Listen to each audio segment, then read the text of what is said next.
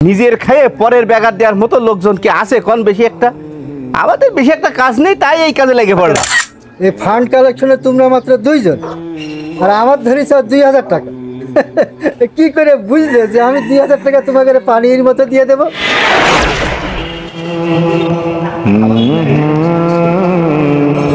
একটু পানি দিয়ে দাও, একটু চিনি দিয়ে দাও দিনি।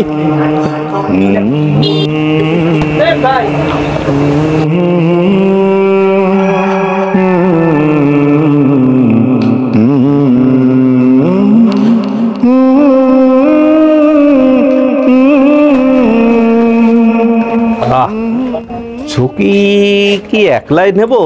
একা একা যদি হই তাহলে তো লোকজন আমার বিশ্বাস করবে না। হ্যাঁ, ওই যে আশিক এসেছে না? এই আশিক, এই এদিকে এসো, এদিকে এসো। কি হয়েছে শাকের ভাই?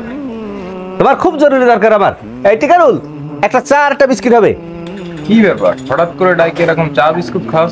দেশের একাংশ বন্যায় তলায় যাচ্ছে, তো আমরা তো বসে থাকলে হবে না, তাদের সাহায্যে আমাদের কিছু করতে হবে না? বিষয়টা তো ভালো, করা যায়। তাহলে আর দেরি করে লাভ নেই।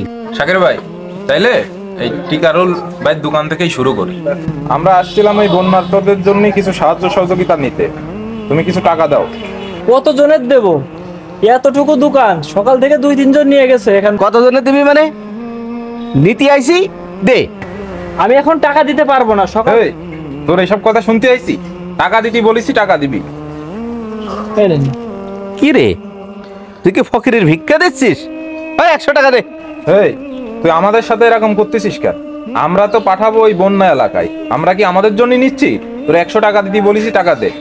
মরণ সব আমাদের। এক একজন এসে বলছে টাকা নিয়ে চলে যাচ্ছে। নাও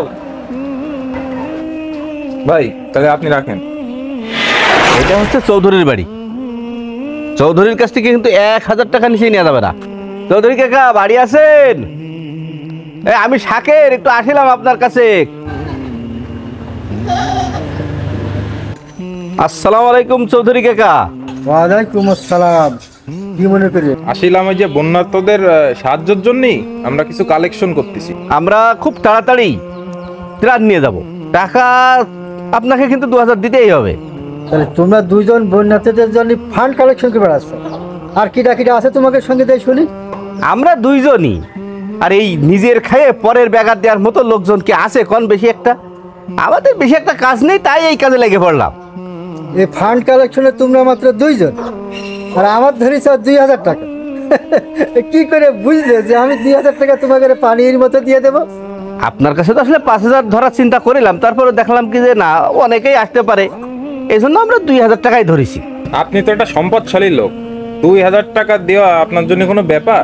না, আমি সম্পদশালী লোক, 2000 টাকা আমার কাছে কোনো ব্যাপারই না, পানির মতো একেবারে।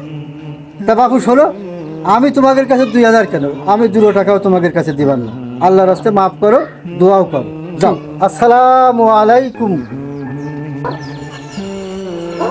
ভাই, আমাদের তো চরম অপমান করলো। এসব ভালো কাজে সবাই অংশগ্রহণ করতে পারবে না তো, কেউ দেবে কেউ দেবে না। চলো আমরা সামনের দিকে আরো যাই। খায়রুল, আমরা তো ঘুরলাম কম না, আল্লাহর রহমতে আদায়ও কিন্তু ভালো হয়েছে। আর এই চৌধুরী চাচার কাছে বড় রকমের একটা অ্যামাউন্ট নিতে হবে। চৌধুরী কাকা বাড়ি আসেন, এদিকে একটু আসেন দিন। আবার কারা আসলো? আসসালামু আলাইকুম চাচা। ওয়ালাইকুম আসসালাম ওয়া রাহমাতুল্লাহ। তোমরা কি মনে করে বাবা? আমাদের দেশে এখন বন্যা, এখন তারা তো খুব মহা বিপদে আছে, তাদের সহযোগিতার জন্য আমরা কিছু কালেকশন করে বেড়াচ্ছি। আমি তো জানি আপনি অনেক দানশীল, বড় আকারের একটু এই বন্যার্তদের একটু দান করেন বেশি করে। তোমরা আসার এই কিছুক্ষণ আগে শাকের আলী আর আশিক আসিল, তো ওদের ওই মাঠে নামাইছে কিরা দেখবি শুনি? শাকের আলী আর 80 টাকা তুলতেছে। ওরা আইসে আমার কাছে দাবি করে 2000 টাকা, কিন্তু আমি দিইনি। আমি তো দেবো আসলে একটা ভালো সঠিক জায়গা মতো সঠিক লোকের হাতে 3000 টাকা দেবো বলে আমি অলরেডি বাজেট করে রাখি। দেশের এই ক্রান্তি লগ্নে অসহায় মানুষের পাশে যদি না দাঁড়াতে পারে, তাহলে এই অর্থ সম্পদ দিয়ে কী কাজে লাগবে কাউ? তা আমি আসলে সঠিক লোকটাই খুঁজছিলাম। তা তোমরা যখন আইসাও, টাকা তোমাদের হাতেই দেবো, তাই বলে ওই ধান্দাবাজ লোকের কাছে 1 টাকাও আমি দিতে রাজি নেই।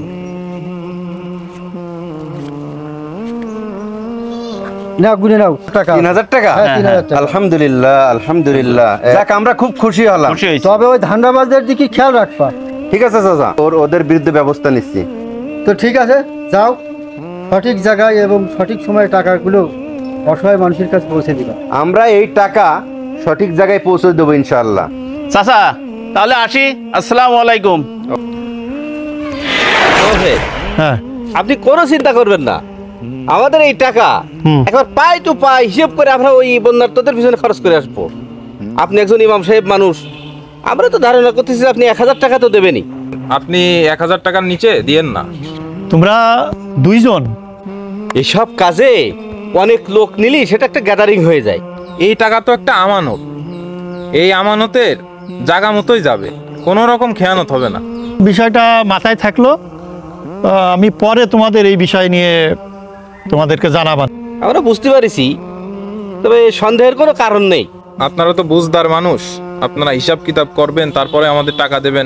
আসি ইমাম সাহেব, আসসালামু আলাইকুম। আসসালামু আলাইকুম। ওয়ালাইকুম আসসালাম। আমি তো জানি যে তোমরা দুইজন সহ আরো কিছু ছেলে এই বন্যার্থদের জন্য সাহায্য আদায় করে বেড়ায়। এই শাকের আলী আর আশিক আমার কাছে এসে টাকা চাচ্ছে।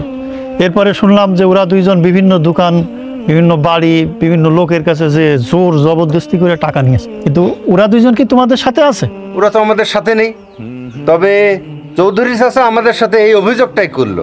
আপনি চিন্তা করেন না, শাকের আলী আর আশিকির এই ধান্দাবাজির এর ব্যবস্থা আমরা নিচ্ছি। ইমাম সাহেব চাচা, আমরা তো সিদ্ধান্ত নিছি যে আমাদের ত্রাণের গাড়ির সাথে আপনাকেই পাঠাবো। এখানে আমার মনে হয় কারো যাওয়ার দরকার নেই। ফান্ড একটা কালেকশন করিছো, বেশ টাকা হয়েছে, মালামালও হয়েছে। আমরা বা দেশের যেসব ভালো ভালো বিশ্বস্ত সংগঠন আছে, যাদের পরে আস্থা রাখা যায়, ব্যক্তিবর্গ আছে অথবা সেনাবাহিনী আছে, হ্যাঁ, এই ধরনের লোকের কাছে আমরা এই ত্রাণগুলো হস্তান্তর করব। প্ল্যানটা তো খারাপ না, করা যায়, এটাই করা যায়। তাহলে আমরা আসি, আসসালামু আলাইকুম। ওয়ালাইকুম আসসালাম। কেউ তো আমাদের বিশ্বাস করতেছে না, টাকাও তো বেশ কিছু হয়েছে, আশিক, অত চিন্তা করলি এসব কাজ করা যায় না। কিন্তু এখন কি এসব বাদ দেবেন না কাজ চালাই যাবেন? তুমি এত অধৈর্য হচ্ছ কেন? আরে টাকা যা উঠবে তার 1% ওই বন্যার্থদের জন্য পাঠাই দেবো। আর 99% শুনি যে তুমি এলাকার ডন, সবার বড় ভাই, তা কি করে হয়েছাও যে এই সব বোঝো না? এবার এমন সব লোকদের বাড়ি যাব যারা ভালো কথাও বলবে না আর এসব সম্পর্কে ভালো বোঝেও না, কিন্তু তারা সবাই টাকা দেবে। চলেন তাহলে একটু নাস্তা করে তারপরে বেরোবো। ঠিক আছে, চলো যাই।